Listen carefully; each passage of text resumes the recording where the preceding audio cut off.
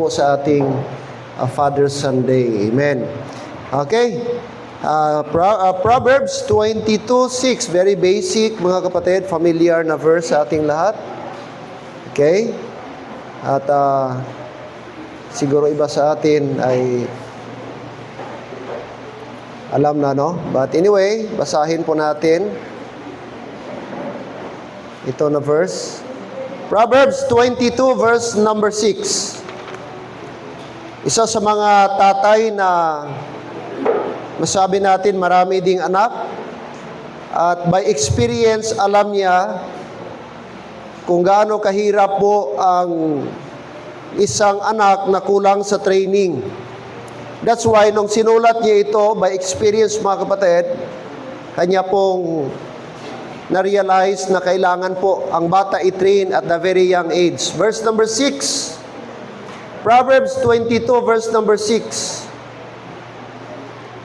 Pakishare po ang inyong mga Bible sa ating mga bisita na iba. Verse number 6, ating pong sabay na basahin. Verse 6, ready, go. Train up a child in the way he should go, and when he is old, he will not depart from it. Amen. Tayo po'y mag-pray. Diyos naming banal, makapangyarihan, maraming salamat po, Lord, ngayong umaga sapagkat kayo po ang nagbigay ng panahon, oras, opportunity na kung saan kami muli ay makapag-worship. Lord, deserve po kayo na aming pasalamatan. Deserve ka, Panginoon, tumanggap ng papuri.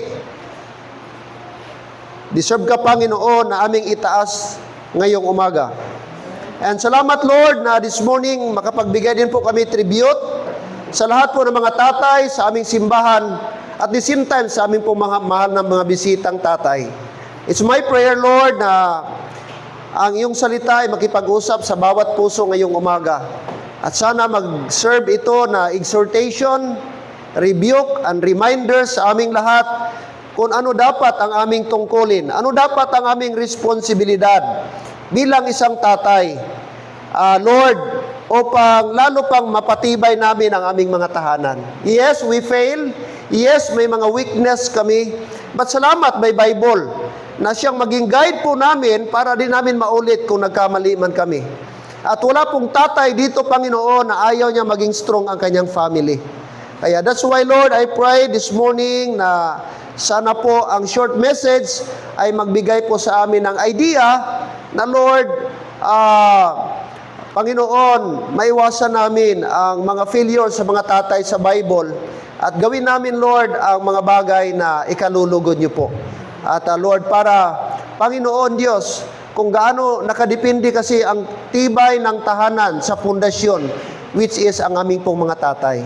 Kaya it's my prayer, Lord, na palakasin niyo, patatagin niyo ang mga leader ng aming mga tahanan, the head of the home, which is Father's Panginoon. And salamat, kayo po ang nag-install ng tatay sa amin. Idea niyo po ito, Lord, na may tatay, may head, may leader sa aming mga tahanan. And that is the fathers. And Lord, be with us and give wisdom and knowledge to your servant as he preaches your word. In Christ's name, I pray. Amen and amen. Thank you, and please be seated. Fathers, train up your children. Okay, meron tayo dito. Okay, ang ating text po, makita po Ephesians 6:4. Sabi ni Apostle Paul, and ye fathers, plural po, and ye fathers, provoke not your children to wrath. Huwag nating i-provoke ang ating children to wrath. Instead, sabi niya, but bring them up in the nurture, take note, in the nurture and admonition of the Lord. So, responsibilidad ng isang tatay, kamad ng Diyos sa mga tatay is that to nurture and to admonish their children in the Lord. Now, this morning, sa ating text, sabi po dito, okay, train up a child in the way he should go. And when he is old, the word dito mga kapatid, when he is, okay, or as he is growing old. Okay? Meaning, ang training ay non-stop. mula bata hanggang lalaki o palaki ang ating mga anak, patuloy po ang training. Hindi dapat mag-stop, Brad, kahit malaki na siya. As long na anak natin, subject po siya na dapat nating i-train. And listen, ang trainer dapat walang iba, tatay. Hindi ang teacher sa school, hindi kung sinong mga tao. Dapat ang trainer number 1 sa ating mga anak, Brad. Hindi pastor. Are you listening, mga tatay? Kundi ang tatay. Ang teacher sa school, si pastor, supplemental lang yan. Supplemental, ibig sabihin alalay, naga-supplement. Pero ang pinaka-trainer ng ating mga anak, at gi-expect ni Lord na mag-train sa ating mga anak. Ikaw ba, tatay, papayag ibang tao mag-train sa anak mo? Insulto yan. Bakit ikaw ang mag-train? Bakit ibang tao ang mag-train? Anak ko yan. Supposed to be ako dapat, which is yun dapat. Mga tatay, amen? Kaya mga tatay, I hope mag-function tayo bilang mga trainer. Kaya sabi ng Bible, train up a child in the way he should go. Now, nagadetermine ang karakter sa ating mga anak sa isang tatay. Nagadetermine ang isang tao sa kanyang trainer. Bakit may coach? Sa basketball, may coach. Sa boxing, may coach. Anong purpose ng coach, Brad? To guide, to train.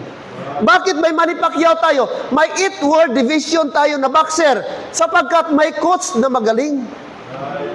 Bakit may NBA champion tayo? Sapagkat may coach. Hindi pwede mag-champion ng isang tao kung walang coach, walang trainer. Yes or no? Malaki ang papel ng isang trainer. At mga tatay, mga trainer tayo. Hello? Trainer ka sa pamilya mo, trainer ako sa pamilya ko. Huwag mong pakialaman ang pamilya ng iba. Ang pamilya mo atupagin mo. Sapagkat ikaw ang manabat sa pamilya mo sa Panginoon. Huwag kalabot sa ibang pamilya. Sapagkat kanya-kanya tayo ng pamilya. At ikaw, Brad, accountable ka, paano mo gitrain ang iyong mga anak in the sight of God someday, doon sa Judgment Day. Kaya dapat doon tayo mabisi sa ating mga pamilya. Doon tayo mabisi sa pag-train ng ating mga anak. Amen? Alright. Now this morning, okay, mga kapatid, may mga excuses minsan ang mga tatay. No? Bakit nagkakaroon tayo ng tinatawag mga delinquent na mga bata? Take note, God has appointed the father as the spiritual guardian of the home. Take note, but guardian of the home tayo ng mga tatay. Spiritual guardian. Spiritual guardian of the home. Often, where you see delinquent, rebellious children, the problem can often be traced to fathers who failed. Mga kapatid, bakit natin makita may mga delinquent tayo ng mga bata, teenager, mga anak, mga pasaway? Kung i-trace back daw natin, ang pinaka-common nga reason, failure po sa tatay. Hindi kay nanay, hindi kay ugangan, hindi sa mga tito-tita, kundi sa tatay. Kasi ang tatay ang head of the home. Ang tatay ang leader of the home. Amen? Now, ano ang mga common excuses ng mga parents, especially sa tatay? Bakit may mga delinquent tayong mga anak, may mga pasaway tayo ng mga anak? Reason number 1, mga kapatid, they failed to properly inspect their child's spiritual development. Nag-fail, mga kapatid, number 1 gid, ang spiritual. Kasi kahit ano ka-train mo yan, mga kapatid, anong klaseng training, okay, practical training, kahit ano mo ka-train, pag poor ang foundation sa spiritual, mag-fail pa rin yan. Kasi hindi iyon, mga kapatid, ang guarantee na na-train mo siya, mga kapatid, sa practical, okay na ang spiritual niya. No, dapat mauna ang spiritual. Ibig sabihin, dapat kung tatay tayo, see to it, man, number 1, ang ating may anak, ating mga apo, dapat may connection sa Panginoon. Are you with me? Pinaka-basic, mga kapatid, na training, ituro natin sa ating mga anak, see to it natin na save ang ating mga anak. Kasi mahirap i-train ang isang anak na hindi saved. Mahirap ituro ang ibang bagay kung ang kanyang spiritual foundation is wrong. Amen. Sa mga tatay dito, Brad, mga Christian tatay, mga member, I'm referring sa mga member na tatay dito. Dad, na-double check nyo ba talaga na save ang inyong mga anak? Is there a time na natanong nyo, anak, if ever kukunin ka ni Lord, how sure are you na pupunta ka sa heaven? Na-situate mo ba? Na-check mo ba ang kanilang salvation? Ano ang kanilang basis of salvation? Amen, mga tatay? Wala dapat ibang tao mag-soul-winning sa ating mga anak. Dapat ikaw mismo na tatay. Hindi mo na hintayin ang ibang tao mag-soul-winning. Ang teacher, ang pastor, ang missionary, ang bisita na pastor sa ating church. Dapat ikaw mismo na tatay. Failure sa tatay kung ang anak mo, Brad, hindi na-save. Hindi responsibility ni pastor. Ikaw mismo as head of the home. Amen. Pag mag-fail tayo ba sa spiritual development ng ating mga anak, but I tell you, mahimo, magiging delinquent talaga yan soon. Pangalawa, he failed to correct their children's wrong behavior. Minsan, okay lang sabihin natin, okay lang yan, bata pa kasi yan.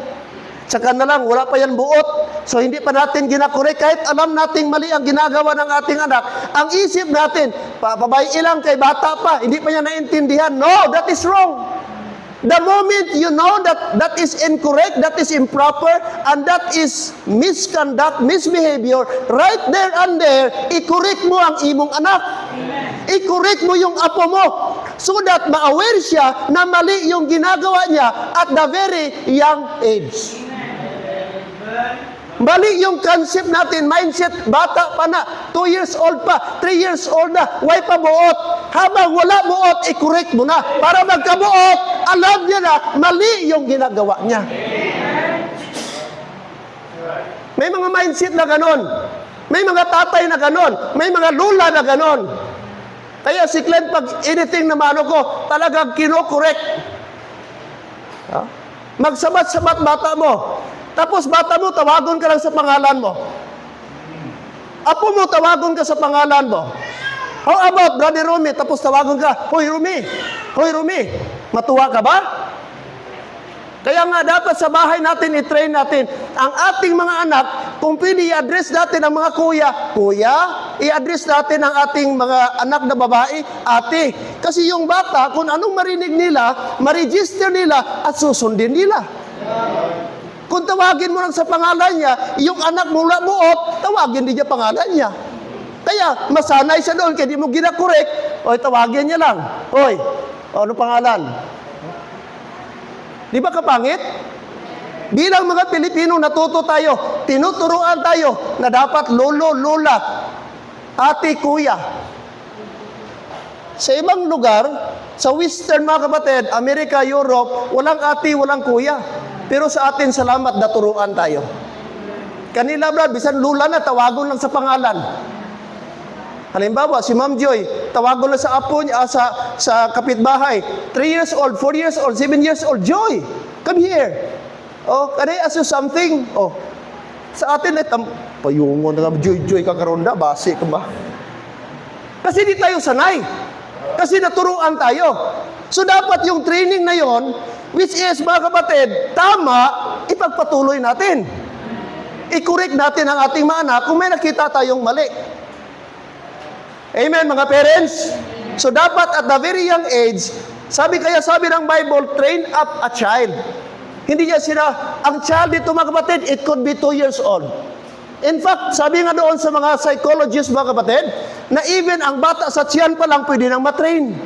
Sa tiyan, at the very womb pa lang, mga kapatid, ginabuntis pa lang, pwede na siyang matrain. How much more kung maglabas siya? How much more kung 3 years old? Pwede lang siguro. Kung may mga special cases, mga mental health, yan, mahirap yon. Mga autism, mga Down syndrome, yan, mahirap na talaga yon. Pero pag makaya pa, mga kapatid, kaya nga meron tayong mga special school ngayon na nag-cater ng mga behavioral. Kasi dapat doon natin sila, mga kapatid, i-fix natin ang kanilang karakter. Doon natin sila i-train, mga kapatid. Amen. Ano pa? Fail to train their children. Fail to train their children in right behavior. Okay? So, like I said earlier, nag-fail sa pag-train ng ating mga bata in right behavior. Excuses fathers sometimes give for nothing, for not training their children in God's ways. Ano ang mga reason ng tatay? Bakit di niya na-train ang kanyang mga anak? Number one reason, I'm too busy making money at work. Pastor, di ko matrain yung aking anak kasi alam mo naman, busy ako, always ako wala. Okay? At alam mo naman, Pastor, trabaho ako para sa kanila man din. That's why, Pastor, wala ako naka-train sa kanila. Mga kapatid, huwag mong i-exchange ang training sa hanap buhay. Huwag mong mga kapatid, i-reject ang iyong responsibility just to earn money. Money is nothing kung ang karakter ng anak mo naman na-compromise. Hindi ka nga nag-fail, mga kapatid. Good provider ka. Good tatay ka kasi nag-provide ka ng pangangailangan, basic need ng pamilya. Pero how about ang karakter? Amen? How about ang karakter sa anak mo? Anong gilagay mo doon? Anong fondasyon gi-instruct mo sa kanila? Anong training ang gibigay mo sa kanila? Kaya maraming pamilya tayo ngayon. Ito ang basic na problema. Kasi ginagawang excuse ng tatay ang hanap buhay. At para sa kanya, enough na makaprovide siya ng pangangailangan ng pamilya niya. Wala na siya pakialam kung anong ugali meron ang kanyang mga anak. And no wonder, mga kapatid, malayo ang relasyon ng anak sa tatay kay money ang kapalit. Kapatid, is not guarantee. Kahit bigyan mo araw-araw ng pira ang anak mo, pwedeng mawala yan, pwedeng mag-fail yan kung walang proper foundation ng karakter ng isang bata. But I tell you, mga kapatid, kahit walang pera, iyong bata, kung naturuan mo siya ng proper conduct, proper character, pwede siyang maghanap buhay at pwede siyang mag-survive. Kasi character ang namold sa kanya. So dapat tayo ng mga tatay, mga teacher tayo ng character building. Tayo ang mag-build ng character ng ating mga anak. Kasi reflection tayo ng ating mga anak. Extension ka ng anak mo. Kaya ang tao ang isip, kaninong anak yan? Kaninong tatay ba yan? Kaninong anak yan? Di ba? Ganun ang tanong. Ibig sabihin, meron tayong kasabihan kung ano ang puno, yun ang bunga. Hindi mo yan maalis, kapatid, na isip ng tao. Itatanong yan, magkukwestiyon yan. Okay? Sino yan? Kaninong anak yan? Sinong tatay niyan? So kung ano ang anak, possible ganun ang tatay. Amen? Mga kapatid, kaya po, mga kapatid, napaka-importante po yung pag-build natin sa karakter ng ating mga anak. Huwag nating gawin na excuse, I'm too busy making money at work. Ikadua na reason, mga kapatid, na excuses ng mga tatay. I leave it up to my wife. I leave it up to my wife. Ibig sabihin, ang kanyang responsibility, giintrigo niya na sa iya asawa. Mag, ikaw na bahala sa atong mga bata, ha? Ikaw na magtudlo, dra. Ikaw na basta mang, at total, naipadala ko da. Ikaw na bahala, da. Mga kapatid, pwede siguro kwarta, ikaw bahala. Pwede siguro sa pagligo, ikaw bahala. Pwede siguro, but hindi lahat, mga kapatid, na pwedeng gawin ng asawa. Kasi iba ang training sa husband. Iba ang karakter at personality ng husband. Yun ang dilema. Of course, no? Ito naintindihan natin, Brother Richard. No? Minsan yung mga ganong sitwasyon na malayo sa pamilya. Kaya, see to it, trying hard din si Brother Richard makabawi. Kung may opportunity like ito, very memorable ito na moment sa part ng life ng mga anak na sa mga special days, kung pwede man lang andyan, Mother's Day, Father's Day. Kung pwede birthday nila, kaya may impact yun sa buhay nila. Sa atin, passive tayo, okay lang, parang wala. But don't you know, yung bata, lalo na habang lumalaki yung mga bata, magkaroon sila ng memory. At yung memory na naman, babaunin nila yan hanggang sa pagtanda nila. Isa sa mga bagay di ko nakalimutan sa aking tatay, na si tatay ko, nung nag-graduate ako sa grade 6, siya ang umakyat, naglagay sa akin ng medal nung naging salutatorian ako. Until now, di ko makalimutan na one day ang tatay ko, busy siya, pero nung nag-grade 6 siya, mga kapatid, mostly nanay ko, kapatid ko, ate ko, galagay sa akin sa ribbon mula grade 1 hanggang grade 5. Pero sabi niya, anak, huwag kang babawi ako pagka grade 6 mo. Malayo yon, malay-balay ang amin. Nag-aral ako sa Valencia, bundok pa. Bundok sa Valencia, Bukidnon. Pero pumunta siya at nag-attend siya sa aming closing. That is lasting memory. Na until now, patay na tatay ko, pero may picture kami. Na nung grade 6 ako, nag-graduate ako grade 6, si tatay ang umakyat sa stage. At memorable yun sa life ko, mga kapatid. Tatay, huwag nating i-neglect ang mga simple na bagay. Para sa atin, walang kwenta. Para sa atin, wala yun. Wala man yun, di man yun maalala ng bata. Mali ka. Kasi ang bata, brad, grabe ang memory niyan. At babaunin nila yan forever sa kanilang buhay kahit wala ka na. Kaya wag nating sabihin, ipasa mo kay Mrs. ang responsibilidad mo. Yung time, simple minute, simple lang, nandiyan ka sa bahay nila, nandiyan ka kasama nila, makausap nila, mabanding nila. Napaka-importante po yun. May impact po yun sa buhay nila.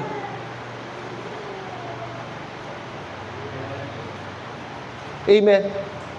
Tatay, magtanong kita, anong impact na ibigay mo, na contribute mo sa anak mo? Anong memory matandaan nila sa buhay mo bilang isang tatay? Kanina, ang daming testimony dito. Mga anak nag-testimony. Amen? About sa kanilang experience, about sa tatay nila, yung quality moment nila, yung bonding moment nila sa tatay nila. What a blessing. But how about sa iba? May masabi din kaya ang anak natin, tay, salamat, may memory ako, napakaganda. Salamat tayo, nag-iwan ka ng memory sa amin na forever kong babaonin. Ang pira, makinig ka, mawala yan.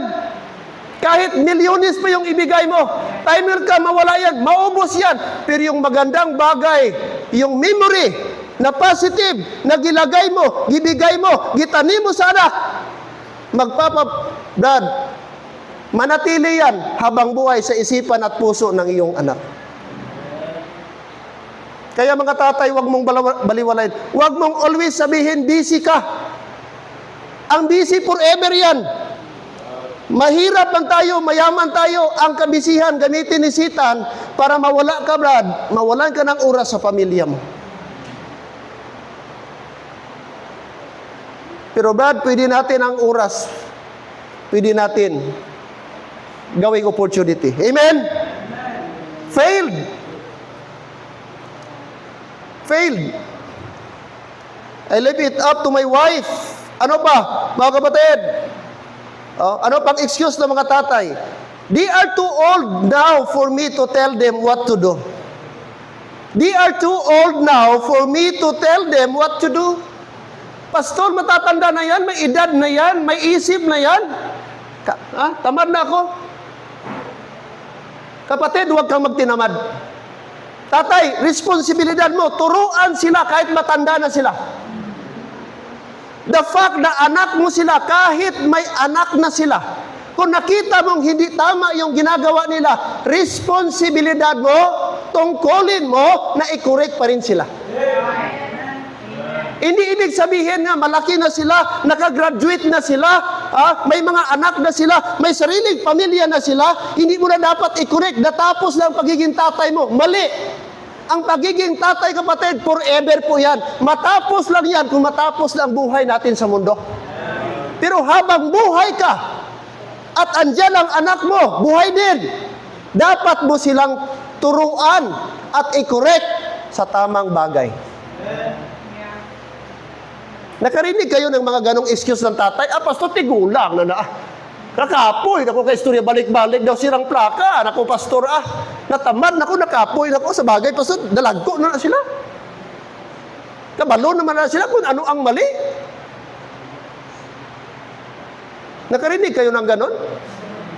Na mga ganong excuse ng mga tatay? Mga kapatid, di po yung tama. Like I said, habang buhay ka, habang buhay ang anak natin, kung nakita mo na hindi tama, responsibilidad natin itama. Amen. Wrong. No? While they are alive, and especially living in your house, you must give them guidance. Lalo na yung mga anak mo, andyan sa poder mo, nakatira sa pamilya mo, nakatira sa tahanan mo, brad, responsibilidad mo. Ako tatay diri hindi pwede sila magsiling tay, di paghilabti tay.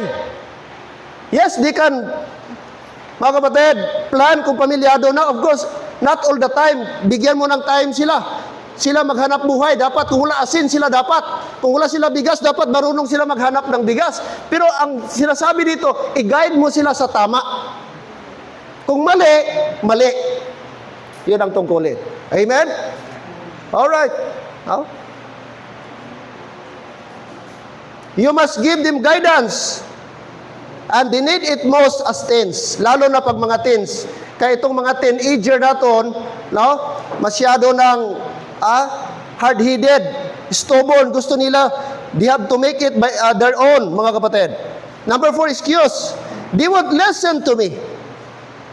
Pastor, way abi sila kapamati. Now, answer mga kapatid, you should have trained them right when they were younger. Kaya nga itrain natin habang bata pa. This sounds like Lot's son-in-law withhold privileges if they disobey you. Kung may bibigay kang mga privilege sa kanila, tapos ayaw nilang makinig, alright, ito. Okay, pwede kayong magtira sa bahay. Pero dapat, kung ano yung aking policy as tatay, dapat yun ang sundin ninyo. Kung di kayo magsunod, sorry, magsarili kayo. Pero as long na dito kayo, ako dapat masunod. Dapat ganun ang tatay. Meron ka, Brad, boundary. Hindi pwede ang anak mo magpinagusto. Tapos ikaw, tatay, sunod-sunuran ka na lang. Mali. Kaya ikaw ang leader. Hindi ka dapat andiron sa bata mo. Dapat kabalo sila man nga may ara ka policy. Ang policy important yan, kumpanya, school, kahit saan may policy, may rules. Ganon din dapat sa bahay. Kasi pag wala tayong rules, Brad, magiging magulo ang ating tahanan. Walang orderliness. Walang order. Disorder ang tawag doon. Kaya dapat ang tatay magtindog as role, as leader, as ruler in the home. Migo pa ta? Tara pa tayo, amen? Mga kapatid, sino pala magsabi nito? Of course, si Pastor, amen? At ako kasama dito. Kasi challenge din sa amin si Clint, tingnan nyo. Oh, I'm scared. Si Mami, you tell Daddy, Daddy, I love you, Happy Father's Day. I'm scared. Kita mo, scared siya? Scared daw siya? Pero kanina dito, Daddy, I love you, Happy Father's Day. Nag-advance na siya diri. Sa bahay pa lang kaninang umaga, gigreet niya na ako, Daddy, Happy Father's Day, I love you. No, you did not love me, you always disobey man you. No, I love you, Daddy. No? I love you daw, pero si pasaway.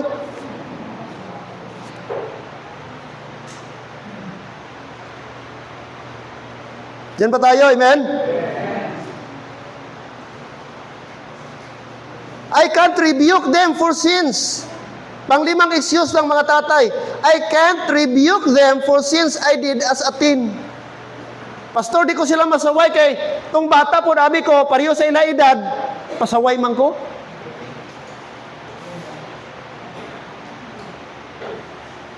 Reason ba yan? Enough ba yan? Valid ba yung reason na dahil nung ikaw, pasaway ka din, gumagawa ka din ng anong bagay, nung teens ka, kaya itolerate mo na rin yung anak mo. Kasi di mo sila masaway, kaya baka magbalik sa'yo, ikaw ganita ay, sadto, hambal ni Lulo, hambal ni Lula, perti ka daw ka, tritubado. So takot sila, nabalikan sila. Kaya ang gawin nila, lenient, passive, pabayaan na lang nila, para di magbalik yung istorya sa kanila. O valid reason ba yon? Mali. Mga kapatid, answer. Now that you know what is right, you should teach them from your mistakes so they don't make the same mistakes. Ngayon na alam mo na ang tama, sabihan mo yung anak mo para daw yung anak mo maiwas sa pagkamali ng the same mistakes na nagawa mo before. So dapat i-remind mo sila, i-reprimand mo sila kung ano ang possibility, ano ang consequence kung gawin nila ang isang bagay. Katulad yan. Nak, nung una wala akong katapos sa high school, kaya nagligoy ako, sige lang ako ligo sa lining, sige ako pamayabas. Ay, pag abot anak, bagsak ako. Kaya sige kami kating classes. O karon, ngayon na anak mo, high school, tapos kakating classes, hindi mo sawayon, kaya ikaw santo, amo man na ginahimo mo, sige ligo lining. Sige hampang bilyard. Amo, tuway ka katapos sa high school, kay ang imo nga balon dito sa bilyaran. Karon, ikaw kay ano na, dapat i-correct mo. Balaan mo na, kung ikaw ka-graduate, kasi lang ko hampang ka bilyard sa una. Pag recess, pwede ko kabalik. Anak, hindi ka gin makamusina. Kay kalain, kakapoy, kabudlay, kung wala grado nak. Hindi mo ko pag ilugon. Lantaw ako subong, pigado aton panginabuhi. Kay ako mo ko sini. Amo na anak pagtinguha. No? Anak, kay kabudlay, hindi mo pag ilugon. Ako nagmahay ko, naghinulsol ko, anak.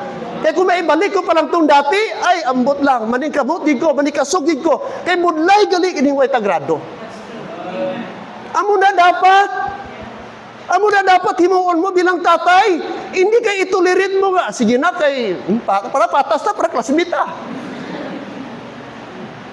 Pariho na lang ta. Kuridas na lang di. Dapat kung tatay ka, diri ka nga label, dapat ang anak mo diri. Hindi nga, diri ka, ang anak mo nagnubo pag Ginoon. Ay, anong klaseng tatay ka?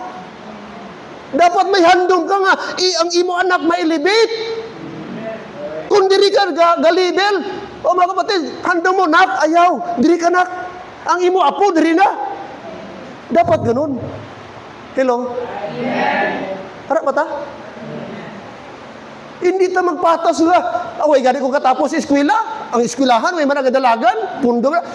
Way gani ko katapos eskwela, buhi man. Diskarte lang na daogon. Buhi gani, pero kakamang.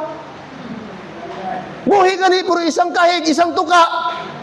Di ka malipay kayong anak mo. Ang hirap naranasan mo, ganun pa rin kayo?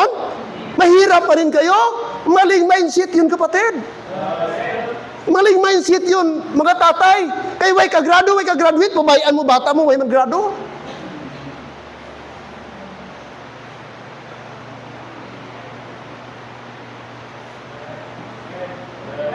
Amen. Ngayon na alam natin, sabi doon, baguhin natin at i-remind natin para di nila makommit the same mistakes. Amen. Mga kapatid.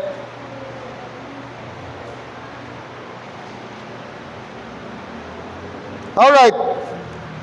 Kulang ating oras mga kapatid. How I wish But I will just give you few mga kapatid. Few example lang in the Bible. Mga tatay na nag-fail.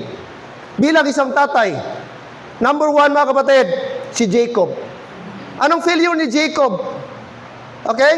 Anong failure ni Jacob mga kapatid? Bakit nagkaroon ng problema ang kanyang tahanan? Genesis 37:18. Genesis 37 verse number 18. Genesis chapter number 18.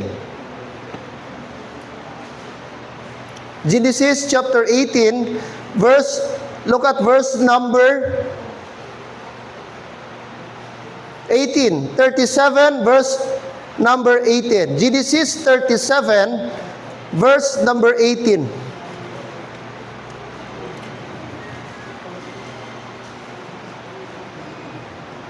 Verse number 18.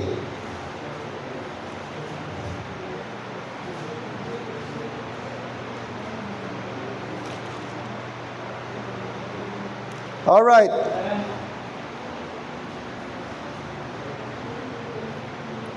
Verse number 3. Verse 3 muna. Now Israel, that is Jacob. Ang pangalan niya na this time is Israel. Now Israel loved Joseph more than all his children. Notice that phrase. Because he was the son of his old age, and he made him a coat of many colors. Verse 18. And when they saw him, that is referring sa kanyang mga brother, mga half-brother ni Joseph, and when they saw him, that him means Joseph, afar off, even before he came near unto them, they conspired against him to slay him. Nakita nyo? Anong failure ni Jacob? Anong failure ni Jacob bilang isang tatay? He practiced favoritism.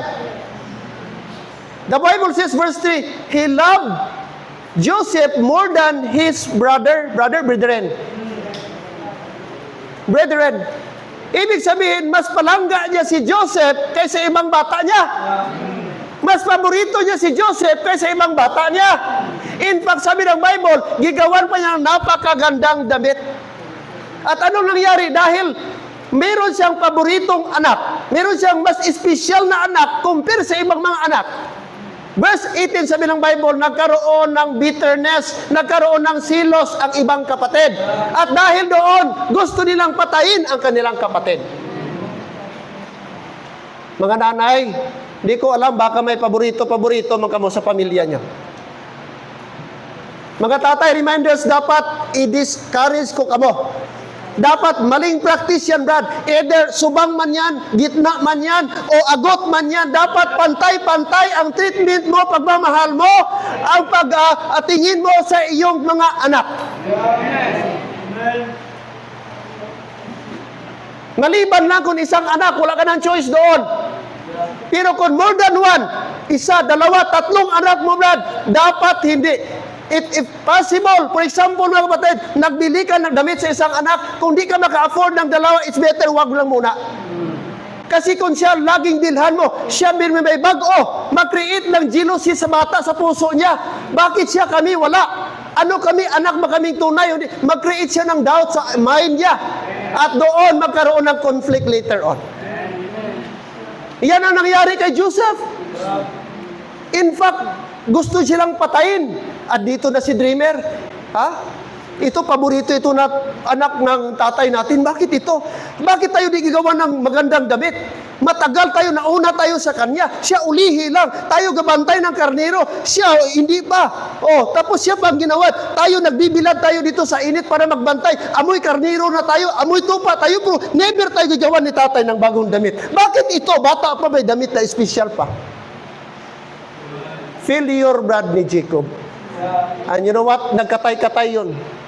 Ang kanyang mga anak, mga kapatid, tingnan mo, ha? Napunta doon sa foreign land, sa Egypt, na hindi pa sana tamang lugar, tamang panahon. No? Dahil sa jealousy. Gibaligya, na nawala yung paboritong anak niya, alam mo ng story. Tapos pangalawa, nag-fail, mga kapatid, si Jacob sa pag-train ng kanyang mga anak, gitikalan siya. Sabi niya, sana yung kapatid ninyo? Sabi niya, tay, kilala mo ba itong damit? Pag-uwi ng mga anak niya, kilala mo ba? Oo, sigurado. Kilala ko yan. Damit yan ng aking anak, si Joseph. Sigurado talagang kinain siya ng wild beast. Kinain siya ng matapang na, it could be lion o tiger. No doubt. Oh, grabing iyak niya, mga kapatid. Ano? Gitikalan siya ng mga anak niya. Gikuha niya yung damit ng anak niya. Katong gihulog siya doon sa pit. Tapos, bininta nila sa mga Ishmaelites. Later on, gibinta ng Ishmaelites kay Pero. Pero yung damit, kinuha, yung gigawa ni siguro suot-suot ni Joseph. Padayaw-dayaw mo siya. Tingnan nyo. Yung damit ko. Siguro paghati niya ng baon sa kanyang mga kapatid, isuot ni Joseph yung magandang damit. So yung damit din na ginawa ni Jacob, yun din ginamit yung mga anak niya para tikalan ang talang tatay. O, tingnan mo tayo, kaninong damit ito? Nagkatay sila ng karnero, gibudbura nila ng dugo, pinakita sa tatay nila para maglabas kapatid, napatay, kinain, giatake ng wild animal si Joseph. Kaya minsan ang ginagawa natin, magiging trap natin later pag di tayo careful. Kaya mga tatay, mga nanay, makinig. Iwasan natin yung favoritism. I thank the Lord. Actually, 10 kami lahat. Sino may 10 ditong anak? Oh, si ate. Oh, salamat. Sino paborito mo sa ila ate? Oh, dapat wala. Oh, 10. Nanay ko nahulugan. Marugbata na. Namatay yung 2. Siyam kami, namatayan ng 2. 7 na lang kami. But salamat, ang tatay ko equal, nanay ko equal. Never ko nakita na mas paborito ang subang, mas paborito ang agot. Di paano ang tunga? Kawawa naman yung sa gitna. Ay, akin nilang ha, mag-ihaw ng manok. Ay, ibigay tanining atay, sa manghod yun na lang niha. Ang matikulon ay sa subang lang niha. Kay subang abi, ang anak, tulad. Ulo. Kaluoy naman itong nasa tunga. Amen? Kaya hindi dapat ganon. Example natin mga kapatid, si Jacob. Basahin nyo na lang, wala na tayong enough time mga kapatid. Pero nakita nyo, mga kapatid, alam nyo po, nagkawatak-watak mga anak ni Jacob. Dahil doon, meron siyang favorite. Okay? Now, how I wish mga kapatid, marami pa tayong example, but I will close with this, mga kapatid. Okay, let's have a final na lang, mag-shortcut na ako. Okay, Deuteronomy, Joshua chapter 24. Marami pa sana akong gustong sabihin. Failure ni Eli, failure ni Isaac, failure ni Adam, failure mga kapatid ni Lot. Marami pang mga tatay na maraming mga failure. At sana may lesson learned tayo doon. Una, si Lot mga kapatid, gisecure niya ang kanyang anak kaysa kanyang asawa. Hinawakan niya ang kanyang mga anak habang patakas sila compare sa asawa niya. And no wonder ang asawa niya, sabi ng Diyos, takbo ka, huwag kang lilingon, sapagkat sa moment na ikaw lilingon, magiging haliging asin ka. Run for your life, but do not turn away. Huwag kang lilingon. Pero ano nangyari mga kapatid? Sabi ng Bible, sila habang palabas sila ng siyudad ng Sodom at Gomorrah, hinawakan niya dalawang anak na babae. At never na-mention ng Bible na hinawakan ni Lot ang kanyang asawa. Dapat kung bana ka ba't unahon mo asawa mo? Kasi ang anak mga kapatid, pwede ka magkaanak ulit. Kung mawala yung anak, pero ang asawa pag nawala, din asawa naman. Dapat i-secure ang asawa. Mang! Dribang! Dribang! Labas mang! Sige bang, sirit bang! Diri! Dapat ganun. Amen? I-secure. Mga bana, dapat ganun. Hindi irumang, ang kurig, ang riff, ang TV. Sabag ko TV. Ay, ano klase ka ba? Nakagasunog na. Asawa mo gatulog. Bang! Bugtaw na kayo, sumbalay taga suna. Hindi kay TV, unahon mo na. Mas malaga mo pa TV kaysa asawa mo.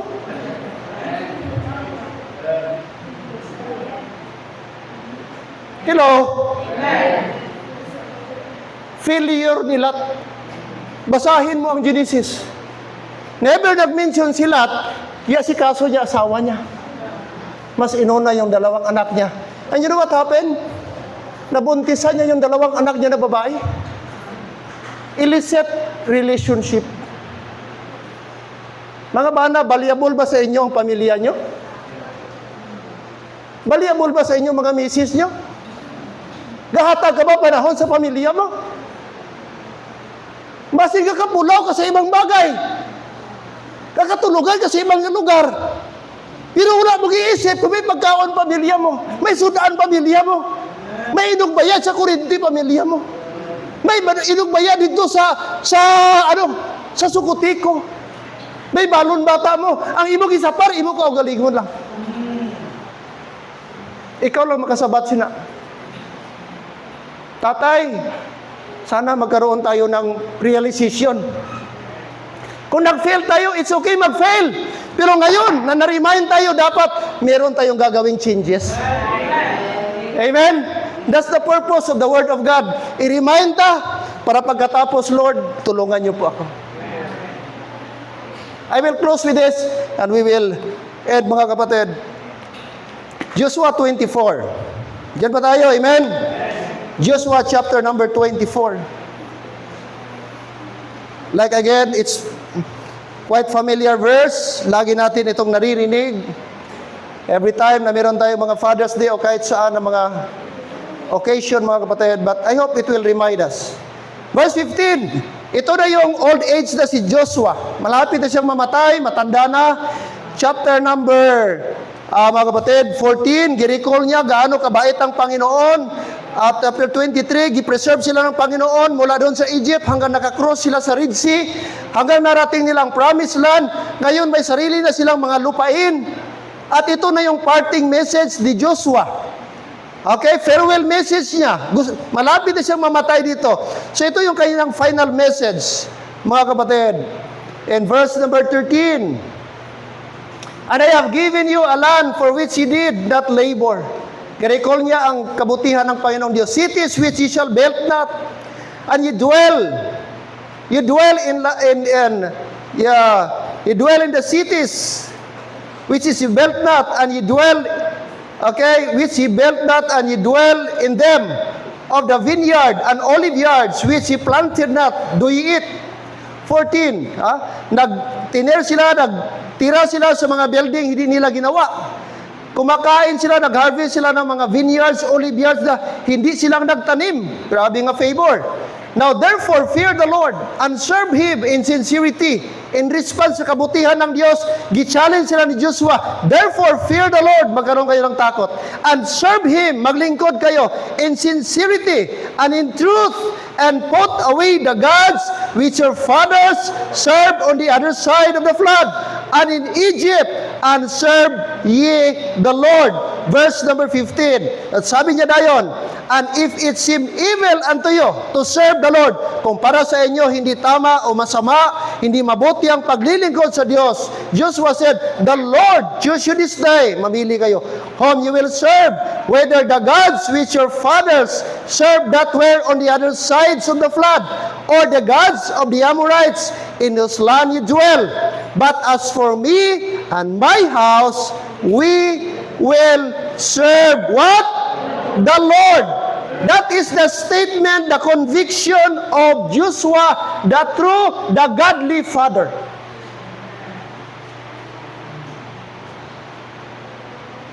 Number one, he led his family in the Lord. My house.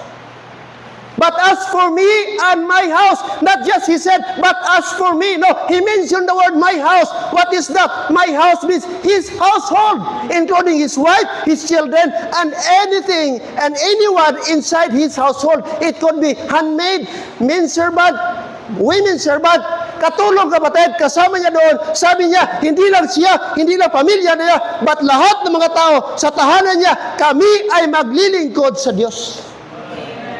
Dapat mga tatay, kung may timbang ka mo sa balay nyo, invite nyo magsimba. Kung may ga-star sa inyo, hinablos, pariente, kapatid, anyone, sa imo pader, mga kapatid, imo poder, dapat meron silang knowledge about spiritual things. Hindi mo hayaan, ibilin mo lang tagabantay sa balay. Responsibilidad mo as leader. Apo mo, bata mo, as long andyan sa tahanan mo, requirement mo kapatid sa kanila. Pag magsimba, walang tao sa bahay, lahat tayo pupunta ng simbahan. Dapat ganun ka tatay. Hindi kay mga kamulang anay to. Maliban na kung may sakit ka, maliban na kung hindi mo na kaya, pero as long kaya mo, tatay, dapat ikaw una mag-lead padulong sa simbahan. Hindi ka magpapaloy-paloy. Hindi ka magpaluya-luya. Take note, leader ka.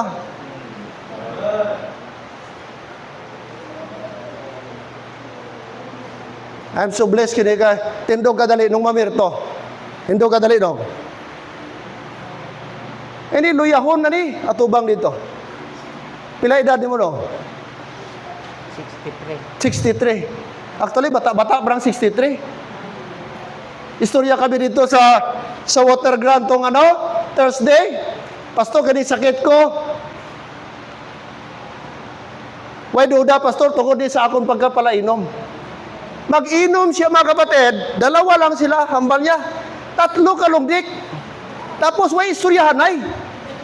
Hasta matapos. Tagay mo, tagay ako, tagay mo. Way istoryahan ay.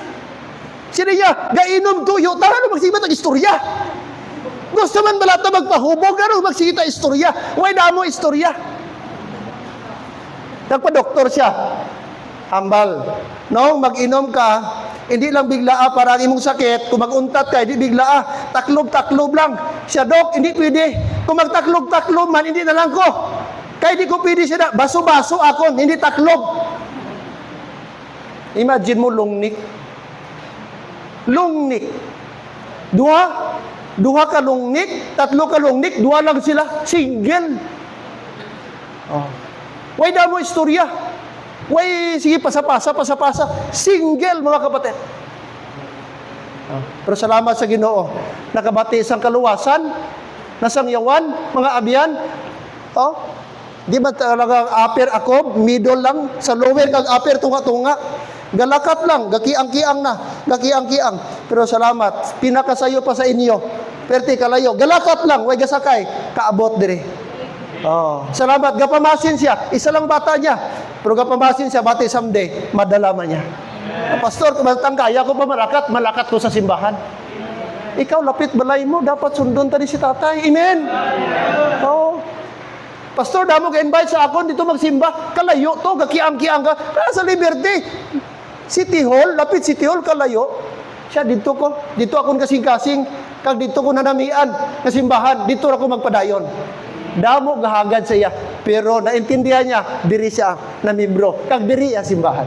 Amen? Amo na, salamat nung mamirto. Mga utod, no, dapat magtindog ta. Leader. But as for me and my house. Amen? Okay. Not only Joshua, the godly father, he led his family in the Lord. Number 2, he has a firm conviction. As for me. As for me. Hindi niya sinabi, as for them. Hindi, siya mismo ang nag-decide nga mag-serve kay Lord. Kag wala nakadepende sa ibang tao, ang iya desisyon, sila niya, but as for me, that is personal. Serving the Lord is personal decision. Hindi ka pwedeng itulak, hindi ka pwedeng i-pressure, hindi ka pwedeng pahugon. It should be your desire and responsibility to serve the Lord and to lead your family. Ang imong pagkariba, wala ka na pressure. I hope, Sir Alden, wala mong i-pressure si tatay mo. Pang, di ka kayo magsimba, pang, last mo na akong adlaw makita, pang, ha? Why ka na kalinti, nga may Alden ka nga anak? Diba, grabe ba? At I hope, wala mo na. Salamat, ari si, Albert pa na junior pa lang ni si Albert? Oh. Senior gali ni. Conviction, personal. And then, third and last, he realized that serving God is his priority. He realized that serving God is his what? Priority. Not to earn money, not to have an income, but to serve the Lord. But as for me and my house, we will serve what? The Lord. I hope, tatay, amo man na imo desire ka conviction like Joshua. Yes, it's good may trabaho. It's good magkaroon income. Importante may income ta for our family. But remember, it should not compete our time, mga kapatid, to serve the Lord. Monday to Saturday, yes, maghanap buhay ka. But Sunday should be intended for the Lord. Dapat makita ka nga, tatay. Every Sunday, I'm so sad. May dalawa tayong men, wala ngayon. Brad Ariel, few Sundays na, third Sunday na, wala. Gitext ko siya even before sa ating, tawag nito, ating church outing. Oh, last niya nag-attend, nakita ko yung ating, church anniversary. I miss Brother Michael. Ate Linda, dapat i-remind mo mamaya. Dalawang Sunday na. Dapat mga tatay tayong manguna. Like Joshua, his priority, mga kapatid, hindi para yumaman, hindi para magkaroon ng income, but para maglingkod sa Panginoon. Makinig ka, ang hanap buhay ba, temporary lang yan. Pero paglilingkod sa Diyos, dapat habang buhay. Habang may lakas. Dapat makita sa ating mga anak na ang pag-serve natin kay Lord, that should be our top priority. Kung kaya mo, kung kaya galing ang may sakit na piang-piang, bakit? Na-realize niya priority niya. Ang Panginoon. Kapag ka-priority mo si Lord, walang makakahadlang. Kapag priority mo si Lord, anumang bagay niyan, pwede mong isit aside because you love the Lord. Amen. Joshua, but as for me and my house, we will serve the Lord. Alam niyo, napakasarap, Dad. Buong pamilya maglingkod. I'm so glad. Isang upuan, pamilya. Isang upuan, pamilya. How I wish sana someday may tatay na dire. Ang tatay dire, why? Kay Pastor, kay I miss Brother Michael. Pero nagpaalam si Brother Michael Marbibi. May trabaho sa Libungan for 2 weeks. Brad, mamiss mo ang ating church outing, gani Pastor. Mamiss mo ang Father's Day, gani Pastor. Dapat kung Kristohanon ka, mamiss mo ang simba. Hindi kayo malipay ka kung maka-absent ka. Dapat maributay ka. Ang tuon nga Christian, di ba kasimba, hindi maributay? Wala kang peace of mind, bothered ka. Oh, maliban na lang kung may nararamdaman ka, pero as long kaya mo, dapat ng Christian, hindi ka happy. Padoon ka lang, vaccine ka ron pastor, di Donairi. Oh, pastor, absent anay ko. Ano klase nga conviction man? Mas palangga mo pas Donairi kaysa Ginoo. Amen? But as for me and my house, we will serve the Lord. Church, I hope, like Joshua, meron tayong conviction to serve the Lord. Every head bow, every eye closed. Father, we thank you, Lord, this morning. We thank you sa reminders. We thank you, Father, na meron kaming you are our Heavenly Father. Thank you, Lord, you are our best and perfect example. You care for us. You love us so much. You are concerned about our needs. In fact, Lord,